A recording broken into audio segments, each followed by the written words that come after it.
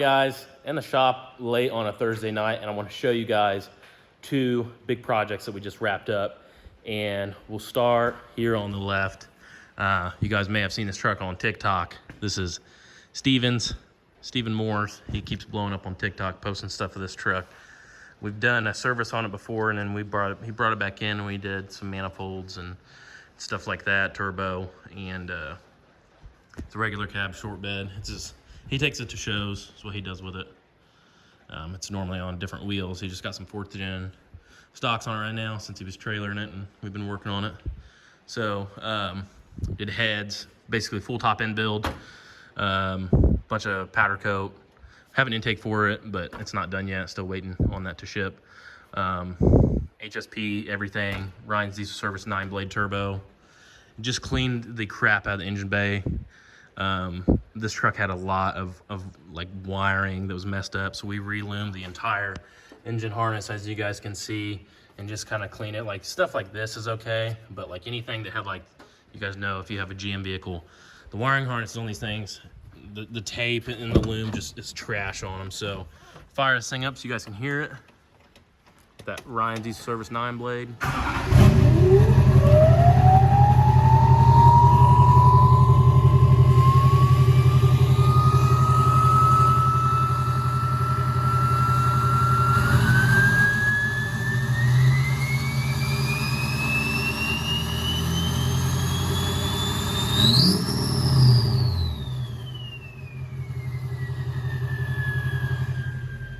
Very cool truck. He's got the Cadillac interior in it, center console. Sounds ridiculous. I was going home tomorrow. Then over here we got Dylan Huffman's 2003 Silverado, 3/4 ton 2500 HD, and he brought this truck to us. This has been a really big project for us, actually. It's been here for a couple months. He was running the truck 5 years ago, running the crap out of it one day. Said he was going well over 100 miles an hour on an off-road track, obviously, and he said it just died. And what happened was, crank keyway sheared, and he brought it here. It was partially tore down. They had timing cover off of it, stuff like that. And he had a long block from Hicksville Auto in the bed, ready to go. Funny story, actually, the one that they gave him a freaking LBZ long block. And this is an LB7 truck, obviously. So yes, we could have made it work, but he paid big money for the motor, and it was literally just a delivery issue on there, and they just picked the wrong motor and gave it to him. So I was able to sort that out with them. They were really helpful, even though it was a year ago when he purchased it. So we got the new motor for it. We actually got them to swap us motors, and we did on this one. So it's a hybrid long block. I can't go through all the details because I don't remember them all, but it's basically a combination of some of the best Duramax parts. I don't know, it has like a different crank in it. I don't think it has an LB7 crank in it, or maybe it does. It has different pistons. It's kind of a mix between 01 to 10 engines to make like the strongest unit that they can do. It's studded, obviously, and it has a keyed crank. It's not an alternate firing cam. It's still just a regular cam.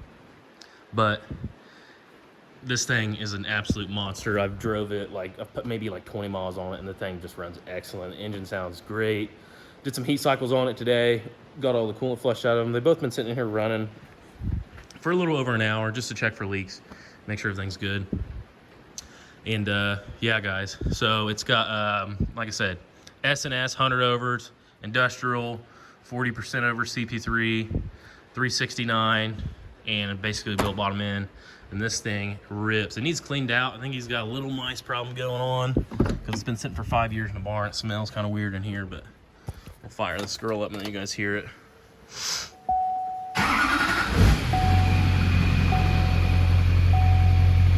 It does have an ABS light on because a squirrel chewed through his ABS wire over here. That's what it looks like. Not bad at all.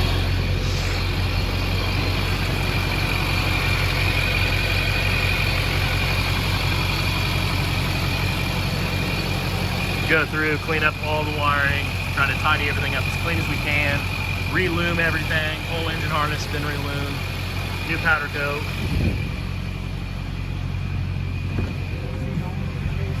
Give you guys kind of a sound clip. Like I said, it's got a light on, ABS light on, and airbag. Some other lights on that he is aware of and aren't anything that we did. Show you guys what this girl sounds like.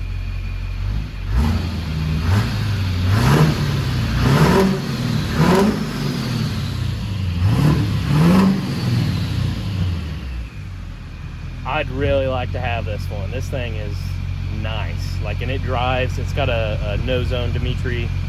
Can't remember his last name. No Zone Diesel is the name of his business. So he builds really good Allison. It's got one of his Allisons in it.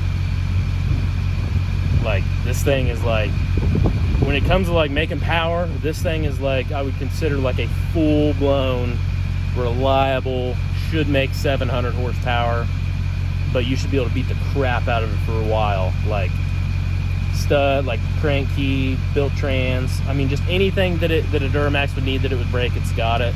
The only thing it doesn't have is alternate firing cam, but I feel like with the power setup he's going with, should be fine. So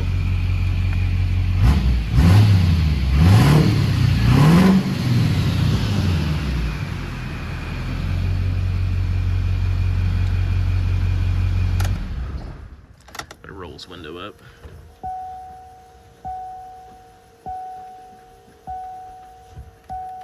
And I will say, for sitting for 5 years, this thing drives fine. Brakes weren't, I figured the brakes would be all caliper seized. Everything's fine. They look nice and clean again. Didn't bring wheel wells with it, so we had to kind of do without those. You can see, like, we go as far as, like, this is, you know, some of your wiring that goes to the truck, down under the truck. While the cab's in the air, guys, we wrap all this up in some fresh tape. Just because the loom, it just like falls off of these trucks, and it's just a nasty mess. So we want to clean it up and give them something to kind of appreciate when they get the truck back. You know, yes, we could have absolutely just thrown this thing in, got it running, been like, you know, the wiring's not a problem, but I throw that in for guys when they're spending money like this. We kind of like to go the extra mile and just wrap up the side of mechanical, electrical, like anything to do with like the truck, you know, engine performance stuff, being clean. We like to really go the extra mile here at Dirty Dime Diesel and give you a clean platform that you can do whatever you want with. You can put different, you know, just basically like to give you guys a good platform and not have to worry about the mechanical engine side of things. So both these trucks are running absolutely excellent. We have no leaks underneath either of them. Yes, I know you can see like puddles of stuff, but that's just where the floor is dirty. Let them both run. I don't see anything fresh. They're both going home tomorrow. So there you guys have it. It looks like we're just basically becoming just like a Duramax specialty shop. Seems like that's 90% of the big jobs we do is Duramax stuff, and that's perfectly fine with me because I am really not a fan of the Power Stroke stuff unless it is a 6.7. The 7.3, 6.0s, 6.4s, in my opinion, it has to be a really nice truck if it's worth fixing and putting a lot of money into. In my opinion, I just don't think the market is there for it anymore. As far as, you know, as trucks get older and how the values of them doing, like 6.0s just really don't hold their value near as good as Duramax's. 6.4s are obviously like literally worth $5,000, even if they have a nice body, if they're blown up. So it makes sense if you just look at like how everything goes. It makes sense that we get the most Duramax work. They make the most sense to fix and to keep nice. And this truck here, I mean, both these trucks, I mean, this one has like a rusty paint job, but like it's rust-free. This truck, completely rust-free, 230,000 mile LB7. Beautiful truck. It needs a detail, and I don't really care for the wheels. The bumper, you know, it just needs cleaned up and stuff. He's got like broken grill piece here. But I mean, these trucks just hold their value really well, and they drive really nice, and they're just worth putting money into. So that's why, in my opinion, you know, we do a lot of Duramax work, is just because, I don't know. I'm rambling at this point. It's a beautiful Wednesday, fall day here in Indiana, and we were working on Don Schrader's. I can't remember what year it is. Damn it, I suck. You guys probably tell me looking at it though. That's not the original grill. So, anyways, it's a 70s model Ford that we're swapping onto a Dodge frame and axles. So in the last videos, we basically got it roughly where it's gonna sit, and we have it just kind of tacked on to the body. And we couldn't make our middle mount, and like, guys, I'm talking like it's temporarily just sitting there. It's perfectly square. We took measurements all over, leveled out the frame. It's perfectly where it needs to be as far as sitting on the chassis. With that being said, now I'm in the process of it's basically just a big rough draft at this point, and then we're gonna have to pull the cab off of it because we're gonna have to pull it back off because this thing needs some floor pans bad. I've got one here already, and it's still not gonna cover all of the rust that we have. So this wasn't part of the original plan, but we are gonna have to put floor pans in it. It's a 12 valve with a Chevy MV4500. You can see it's got the Chevy shifter in it, but he had this in a Cummins swap Chevy, and he bought the Dodge chassis, put all the stuff that was in the Cummins swap Chevy in this drivetrain, and brought it here to us. We've got holes back here. It's roughly just sitting. We've got some, like I said, some very temporary mounts, just kind of tacked on there to hold it in place. And we're gonna have to lift this cab off, basically set the thing on its back, and go through and cut floor out, put front cab mounts in it. These ones here. This one, you can see the hole in it. I mean, I can stick my whole hand up in that mount. That's not supposed to be like that. And I'm not even gonna attempt to try and change these without the cab being off of it. So we had to do some trimming for the shock towers. We're doing shock tower deletes. Probably gonna have to do some more trimming. We just wanted to get it set on there for now. You know, like I said, that looks very, very thrown together. I understand that, but it's just sitting here for now. We're gonna go through it and finish everything once we have it off. That way we have plenty of room. We don't have hardly any room at all for a rad, an intercooler setup. One option would have been to move the motor back in the frame. As opposed to doing that, I would rather make it fit, basically. I mean, we have very, very little room. We're not gonna be able to run a mechanical fan, but we have an AC condenser right here. So if I get that out of the way, it's gonna give me probably two inches or so, and we'll just have to run probably electric fans. Right now, I'm just getting basically, with a truck this old, there's been so many temporary wiring repairs. Like, it's not even funny how much stuff has been added on.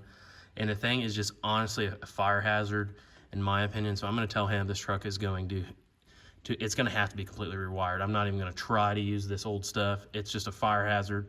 It's not worth putting all this money in and then it shorting out somewhere where it doesn't have a fuse and it burns to the ground. It's just not worth it. So I'm starting getting every single bit of the wiring off of it. Getting the brake booster off. We're gonna switch it to a Dodge Hydro Boost setup. He brought a couple with it. I have new carpet for it already. Ordered some new carpet for an automatic. That way I can cut the hole where I want it for the shifter. And we still have to do a steering shaft. It's pretty close there, as you guys can see. I just gotta weld a different end on it and get it aligned where I like it. And we can hook that up. And then I'm going to have to make, because this is a manual truck, these Fords have a Z-bar set up for the clutch. So it's all mechanical to disengage the clutch when it had a factory 4-speed in here. You guys can see that. I think I can definitely make something work as far as mounting a master cylinder in here. I think I can do something with it.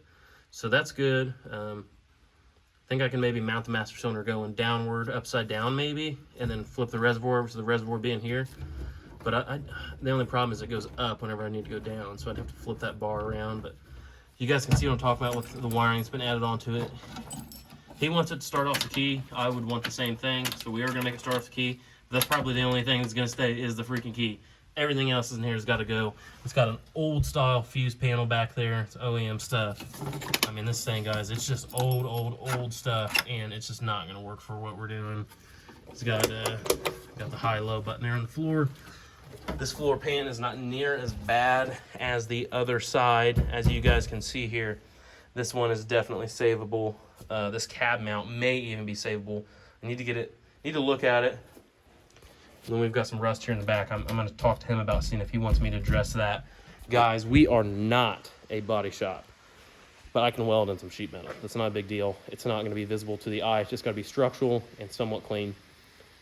But as far as his cab corners and stuff go, I'm not getting into all that. He's gonna have to take it to a body shop and have them do that. But for us to be able to continue this project and it be done correctly, I mean, it pretty much there's no way around it. We're gonna have to we're just gonna have to put floor pins in this thing. We can't secure this thing to a frame whenever you can stick your leg through the hole over there. So besides that, it's a cool truck, has some sentimental value to him, so he wants to use this cab, and I respect that, and it's definitely usable. It has we are doing a flatbed on it too. I don't know if I've mentioned that to you guys, but I'm gonna try and incorporate this factory fill here into the factory tank.